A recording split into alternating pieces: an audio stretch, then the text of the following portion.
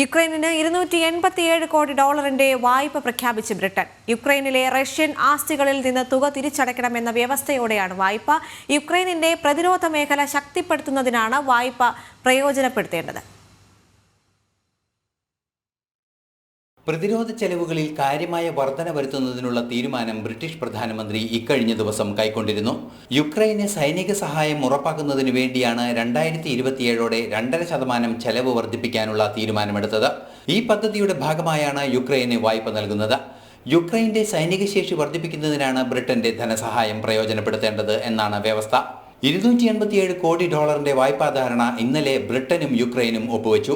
യുക്രൈനിലെ റഷ്യൻ ആസ്തികളിൽ നിന്നുള്ള വരുമാനം പ്രയോജനപ്പെടുത്തി തുക തിരിച്ചടയ്ക്കണമെന്നാണ് വ്യവസ്ഥ.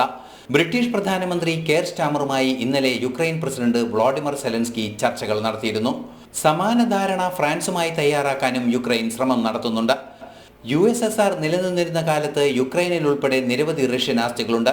ഇവയിൽ നിന്നുള്ള പലിശ ഉൾപ്പെടെയുള്ള വരുമാനം പ്രയോജനപ്പെടുത്തിയാണ് വായ്പ തിരിച്ചടയ്ക്കേണ്ടത്.